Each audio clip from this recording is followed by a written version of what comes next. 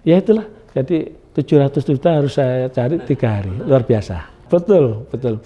Kalau itu gagal, habis saya sudah.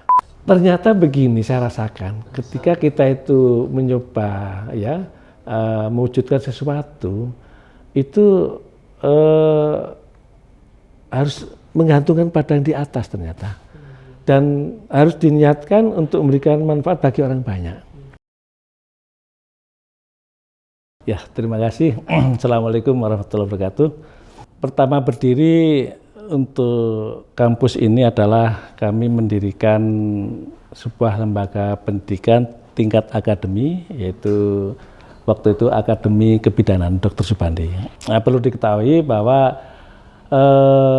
pendiri daripada yayasan yang mendirikan lembaga pendidikan ini adalah semua teman-teman saya, teman dosen di Politeknik Kesehatan Malang, program studi kebidanan Jember. Ini itu pada tahun 2008. Kurang lebih sekitar 15 dosen di Politeknik Kesehatan Malang, program studi kebidanan Jember. Awal kami punya rencana mendirikan lembaga ini adalah ketika pada tahun 2004 lembaga kami yang namanya Politeknik Kesehatan ya ini itu menginduk ke Malang. Dan sebelum menjadi Politeknik Kesehatan ya Poltekkes ya yang induknya di Malang, itu lembaga kami namanya Akademi Depkes Jember. Akademi Kebidanan Depkes Jember. Itu berdiri tahun 98. Nah, sejarahnya sebelum menjadi Akademi Kebidanan Depkes, itu lembaga kami namanya Sekolah Perawat Kesehatan, SPK Depkes. Iya, itu berdiri tahun 2005. Nah, sebelum SPK Depkes itu lembaga kami namanya Sekolah Pengatur Rawat dan Sekolah Bidan Dr. Subandi Jember. Itu milik Pemda. Tempat pendidikannya di Rumah Sakit Dr. Subandi. Nah, ini sejarah sudah. Nah, sehingga mengapa ada UDS, Universitas Dr. Subandi Jember. Nah, itu. Jadi awalnya dari sana. Jadi kembali ke belakang tahun 1966 di Jember itu berdiri sekolah kesehatan, yaitu sekolah perawat atau pengatur rawat dan sekolah bidan Dr. Subandi. Itu di Jember. Ada di Rumah Sakit Dr. Subandi. Nah, kami para dosen yang ada di Poltekkes Malang, program di bidan Jember, yang mendirikan Akbid cikal bakal dari UDS itu, semua itu hampir alumni daripada sekolah bidan dan sekolah pengatur rawat Dr. Subandi Jember. Termasuk saya, ini alumni di Sekolah Pengatur Rawat dan Sekolah Bidan Dr. Subandi Jember. Jadi ini kan kembali ke sejarah ya. Jadi pada tahun 1966 itu Jember memang dikenal sebagai pusat pendidikan kesehatan yang dikenal di wilayah Jawa Timur bahkan Timur khususnya ya. Jadi bahkan waktu itu peserta didiknya ada dari luar Jawa, bahkan dari Sumatera, dari Kalimantan dan Bali itu banyak. Dalam perjalanan lembaga pendidikan ini, kami dan teman-teman para pendiri yayasan yang mendirikan lembaga pendidikan cikal bakal daripada UDS ya, dari 2005 lembaga tadi dari Sekolah Pengatur Rawat dan Sekolah Bidan Subandi, kemudian menjadi SPK Depkes Jember, yang kami di dalamnya itu juga sebagai pendidik di sana. Nah, kemudian lembaga ini oleh pemerintah ditingkatkan dari setara SMA, SPK itu, kemudian menjadi Akademi Kebidanan Depkes, itu tahun 98. Nah, ini kilas baliknya.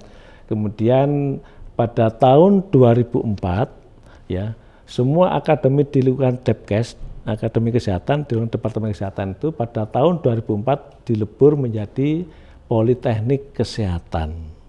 Untuk Jawa Timur ada Politeknik Kesehatan Jatim 1 di Surabaya dan ada Politeknik Kesehatan Jatim 2 di Malang. Nah, kami yang dulunya Akbid Depkes itu menggabung ke Malang. Nah, Sejak 2004 kami praktis hanya sebagai pengajar di lingkungan lembaga kami, karena tidak ada rekrutmen mahasiswa, rekrutmennya di Malang.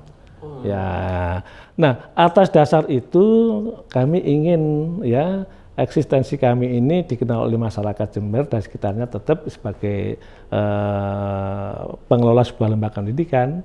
Maka pada tahun 2008 kami mendirikan sebuah lembaga pendidikan tinggi kebidanan swasta, namanya Akbid Dr. Subandi. Ini mengapa kami mendirikan itu? Karena kami ingin satu mempertahankan Jember sebagai pusat pendidikan kesehatan.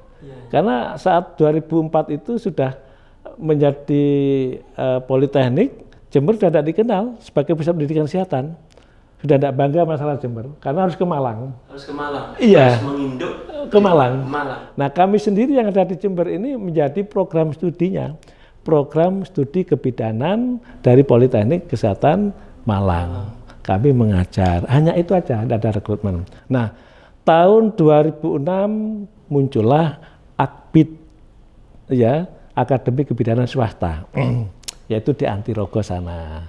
Ya, Akbid ini diberikan nama Akbid Jember. Jadi tidak ada nama lain. Sehingga masyarakat menilai, oh Akbid Depkes Jember pindah ke Antirogo.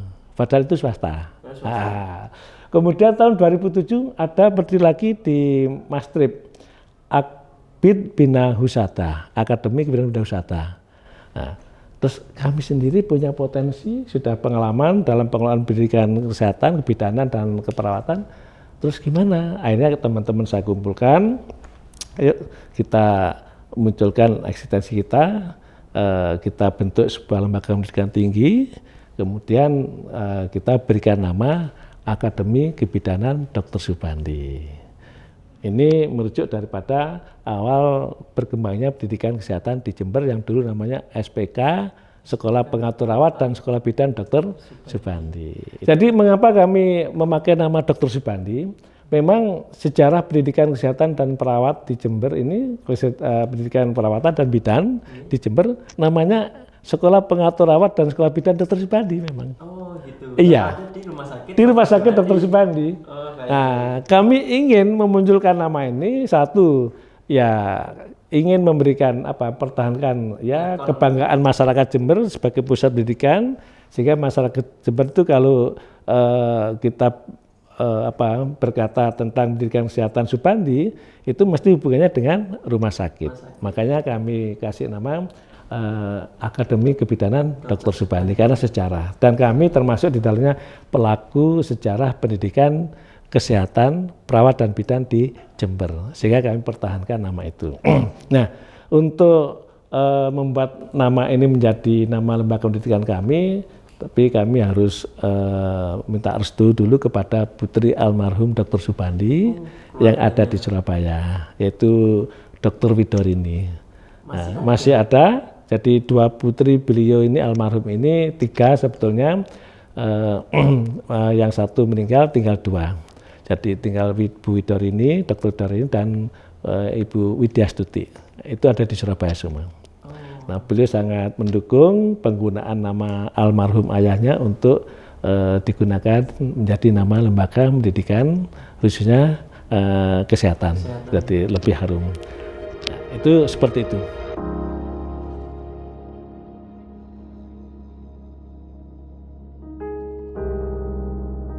Memang pada waktu kami mendirikan lembaga pendidikan tinggi D3 Kebidanan, itu dengan nama Dr. Subandi ini ya banyak yang komplain sebetulnya. Satu, ini Direktur Rumah Sakit Dr. Subandi waktu itu komplain.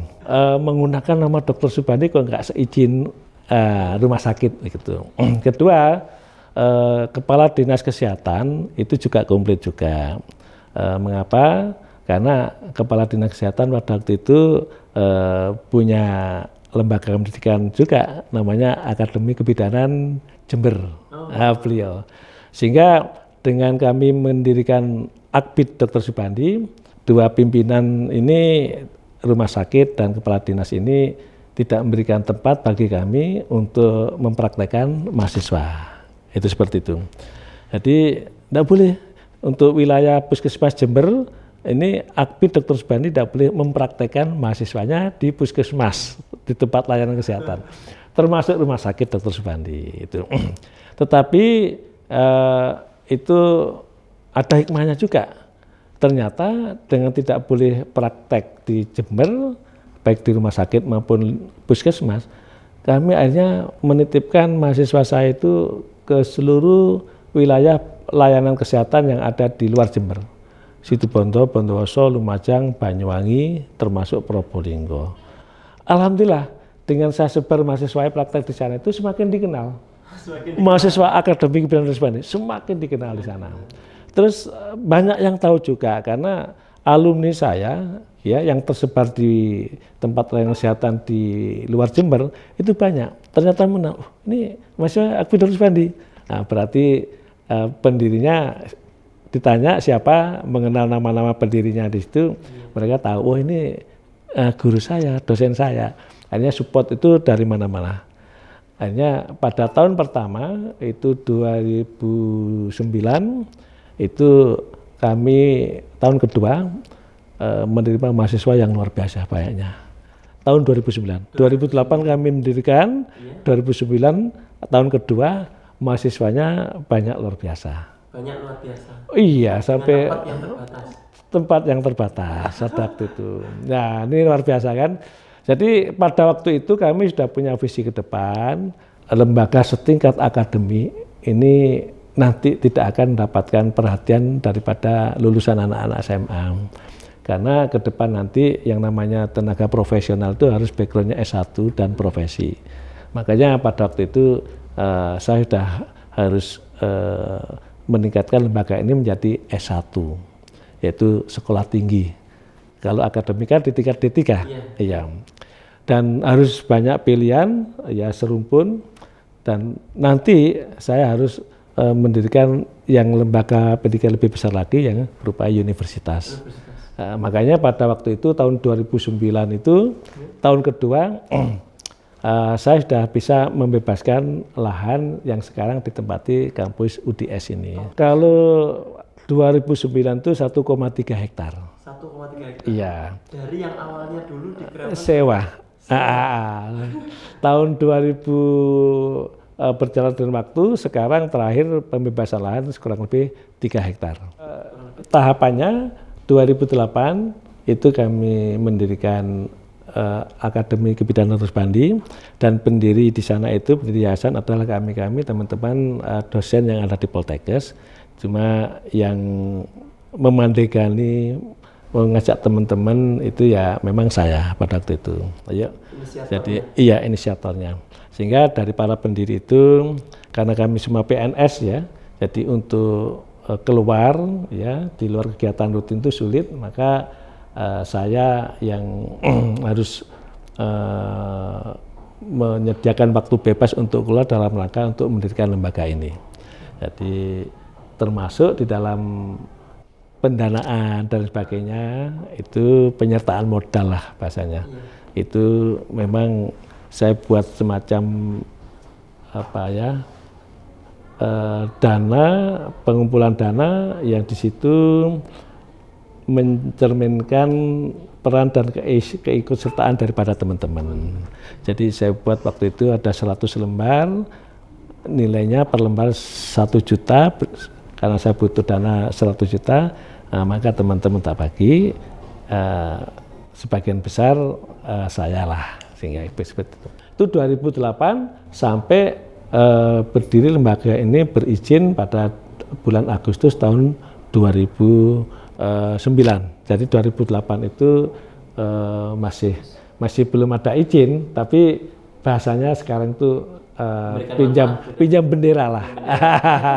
Tapi pinjam bendera, sudah punya mahasiswa, kemudian sambil mengurus izin. Nah, kaitan dengan ngurus izin operasional sebagai lembaga tinggi akademi kebidanan itu ternyata saya terbentur peraturan pemerintah pada waktu itu namanya moratorium. Jadi 2008 saya mengusulkan izin untuk sebuah akademi kebidanan dan spandi itu terbentur moratorium. Dikti tidak mengeluarkan izin untuk pengusulan pendidikan lembaga tinggi yang program studinya perawat dan bidan pada waktu itu. Sehingga saya sudah terima mahasiswa baru dengan bendera Akbid ya Ar-Rahma. Ya, saya punya kenalan Ar-Rahma itu di daerah Ngempol. Saya pinjam bendera untuk penerimaan mahasiswa baru. Tapi dalam proses pengurusan izin Berjalan.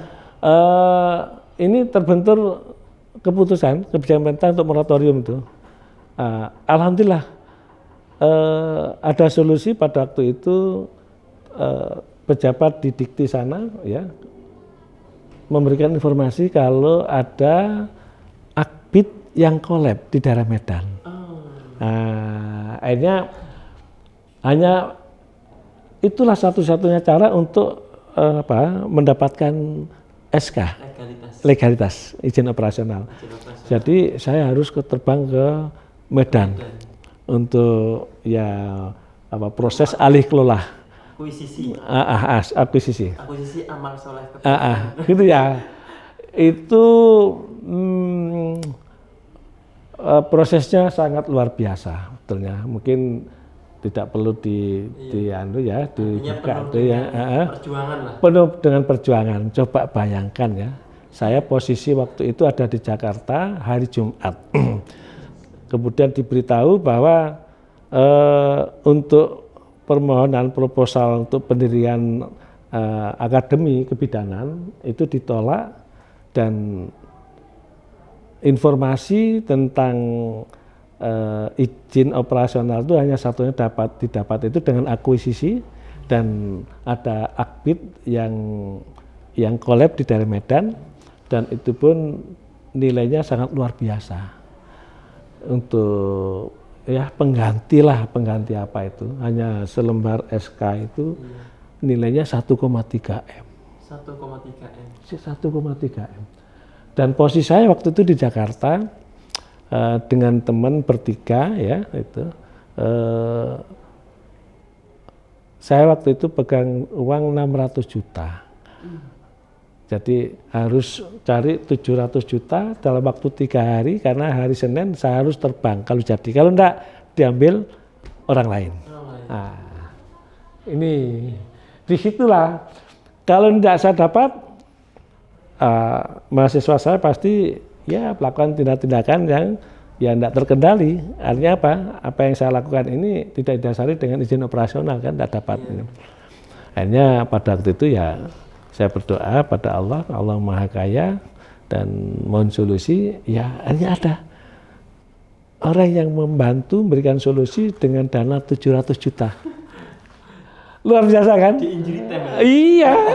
Dan itu yang jadi kesan perjuangan bagaimana punya izin operasional. Oh, izin operasional, Masya Allah. Jadi hari Jumat ada informasi di Kediri yang bisa memberikan solusi untuk uang 700 juta tanpa jaminan ya. Saya harus terbang Surabaya. Kemudian dari Surabaya Juanda Kediri. Dari Kediri ketemu dengan orangnya, terus diskusi sampai malam. Hanya sepakat, oke. Terus orangnya ikut juga harus ke Medan. Nah, akhirnya Surabaya lagi, hari Minggu terbang ke Medan. Alhamdulillah sampai sana Senin. Baru kita di hadapan notaris di sana untuk iya, jadi di situ yayasannya take over lah bahasanya ya. Jadi take over, pembinanya, ketuanya semua beralih ke Jember, kemudian dengan akta perubahan yayasannya itu saya bawa termasuk SK daripada Akbid yang kolab itu. Jadi seperti itulah perjalanannya, kemudian kembali ke Jember. Ini 3 hari tidak pulang. 3 hari tidak pulang. Ya, istri saya dengan istri teman-teman saya itu kehilangan jejak. Ya apa? Ya HP sudah nggak bisa dicas lagi, tidak bawa power bank dan sebagainya. Nah, itu seperti itu perjalanan pada waktu itu demi memberikan legalitas dari sebuah lembaga tinggi yang sudah kami dirikan. Itu saat injury time. Ya itulah Jadi 700 juta harus saya cari 3 hari, luar biasa. Betul, betul. Kalau itu gagal, habis saya sudah. Karena game over ya. game over, habis. Nggak ada lanjutannya lagi. Nah, ternyata begini saya rasakan, ketika kita itu mencoba ya mewujudkan sesuatu, itu harus menggantungkan pada yang di atas ternyata. Dan harus diniatkan untuk memberikan manfaat bagi orang banyak. Ya, saya waktu itu berpikir begini, seandainya saya waktu itu egois, saya mendirikan lembaga pendidikan tinggi, cara pribadi mungkin tidak bisa.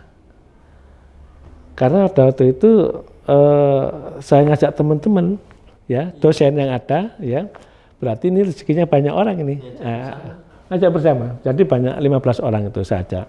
Nah, jadi dengan 15 orang ini rezekinya 15 orang juga. Kemudian doa daripada 15 orang juga membuat apa yang saya upayakan itu menjadi mudah. Itu seperti. Ya kalau tenaga pengajarnya itu staf dan dosen kurang lebih 200 ya. 200. Untuk mahasiswanya berapa? 3.000 ya. 3.000. Itu dalam waktu 2008 sampai 2022. Berapa lama? 14 tahun ya. 14 tahun. Ya. Itu Akademi Kebidanan tahun 2008, izin operasionalnya keluar Agustus 2009. Nah, jadi saya usulkan ganti nama dan pindah lokasi. Jadi dari nama yang lama, ya, kemudian saya usulkan menjadi Akademi Kebidanan Dr. Subandi Jember. Kemudian tahun 2011, ya, 2010 saya harus berupaya untuk meningkatkan lembaga saya menjadi sekolah tinggi kesehatan. Jadi, tapi terbentur moratorium tidak bisa karena pengalaman akuisisi, maka saya cari informasi tentang sebuah lembaga tinggi S1 lah, Stikes ya, Stikes waktu itu, yang collab. Akhirnya dengar ada informasi di Jakarta, ada Stikes Fatih Husada, ya, itu collab, ya, ke Jakarta saya, ya, untuk akuisisi, sudah deal, Nun Sewu nilainya 4,5 M, padahal tidak punya uang. Akhirnya ada saya itu. Tapi Allah memberikan jodoh yang lain. Ternyata di Jember ada Stikes yang collab. Yaitu tepatnya di jalan sebelahnya Man 1 itu apa? Jalan apa ya? Gatot Subroto ya? Imam Bonjol. Imam Bonjol apa? Man 1. Stikes ada di situ. Dulu namanya Stikes Bakti Negara. Di Asrama Man 1 Jember. Kalau tidak salah di situ itu collab ternyata. Pembina yayasannya, pendirinya itu orang Depak, orang Kemenak, namanya Pak Hadi. Nah, Pak Hadi itu dekat dengan Pak Mothar. Akhirnya oleh Pak Hadi dikuasakan oleh Pak Mothar kepada Pak Mothar untuk dikuasa akuisisikan pada pihak ketiga. Nah, ketemulah dengan Pak Mothar saya, ya. Hanya saat perkenalan pertama dengan Pak Mothar diberikan kuasa itu, maka saya harus ambil ini daripada di Jakarta, ambil Stikes yang ada di Jember. Akhirnya Pak Mothar maulah itu. Oke, ya. Jadi saya ambil yang di Jember. Itu tahun 2011. Bulan Agustus juga pada 2011. Maka iya, bukan menjadi tambah lembaga. Akbid Dr. Subandi dan Stikes Bakti Negara. Cuma yang di Jember ini tidak hanya SK-nya saja, SDM-nya juga itu ikut kami juga. Transfer pemain. Iya, termasuk sarana pendidikannya. Alhamdulillah kita dapat rezeki. Akhirnya 2011 saya sewakan di gedung PJKA, ya, perumahan PJKA, Jalan Dahlia 1, depannya Kodim Jember, di sana. Kemudian tahun 2012 karena ada 2 lembaga, saya harus membangun gedung ini. Ya, gedung ini karena punya lahan, September 2012 saya bangun ini. Tapi memang bangun butuh uang, ya gimana? Kita punya Allah yang kaya, ketemulah dengan orang-orang yang mau mendukung. Pada waktu itu kan 2011 saya mengakuisisi dengan mengeluarkan dana 4,5 M. Dan 2012 saya harus bangun gedung karena 2 lembaga ini harus saya tempatkan di satu gedung yang satu wadah. Maka disupport oleh Bank Muamalat waktu itu. Jadi dana saya kira sudah ada masalah karena kepercayaan kami bangun gedung waktu itu dengan modal 10 M. Untuk bangun gedung ini modelnya bagaimana ya? Ya ini ya termasuk ya apa ya di luar dugaan juga. Saya bangun gimana ya gedung ini supaya gedung yang saya bangun ini, kampus ini mencuri perhatian banyak orang. Gitulah. Tidak sekedar model. Tidak salah. Akhirnya saya berpikir begini, yang saya bangun ini gedung untuk lembaga pendidikan. Begitu pikiran saya waktu itu. Nah, lembaga pendidikan ini yaitu memberikan pengetahuan pada masyarakat. Nah, sekarang ini kiblat pengetahuan ini adalah di Amerika, kan begitu ya? Nah, ikonnya Amerika apa ya? Yaitu Gedung Putih itu. Makanya itulah yang saya ambil, Gedung Putih. Jadi saya pada arsiteknya itu perencananya, wis modelnya kayak ini dah, nah, persis akhirnya. Itu seperti itu. Nah, yang beda di sini gedung ini, ikonnya ini, Gedung Putih ini adalah pilarnya. Ada makna. Jadi pilar 5 itu ada makna juga, makna filosofinya. Jadi kalau gedung fisiknya ini adalah mencerminkan pusat pengetahuan yang kiblatnya Amerika, ya. Tetapi mahasiswa anak-anak yang kami didik di sini harus kami bekali dengan nilai-nilai moral, nilai budaya bangsa, nilai agama. Yang diwakili dengan pilar 5-nya itu. Pilar 5 tadi Pancasila. Ya Pancasila, ya rukun Islam juga kan gitu ya. Kalau aslinya Gedung Putih itu 4 pilarnya itu. Ini saya tambah 1 menjadi 5. Jadi ini filosofi yang sederhana bagi saya itu. Nah, 2012 September saya bangun, 2013 September selesai gedung ini, maka saya gabungkanlah Akbid Dr. Subandi dan Stikes yang Bakti Negara saya usulkan ganti nama juga menjadi Stikes Dr. Subandi. Nah, itu seperti itu jadi satu. Namun dalam perjalanannya, karena dalam Stikes Dr. Subandi itu ada program studi yang sama dengan Akbidnya, maka harus saya merger lembaga ini, jadi Akbidnya itu menjadi satu dengan Stikes. Karena di dalam Stikes itu ada program D3 kebidanan. Iya, satu gedung SDM-nya juga masuk di dalamnya, menjadi satu di Stikes Dr. Subandi.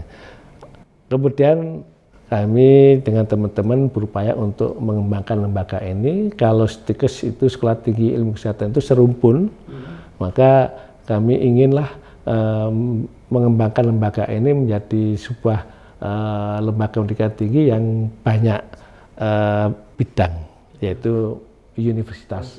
Maka pada tahun bulan Agustus kalau nggak salah, 2020 ya kami mengusulkan.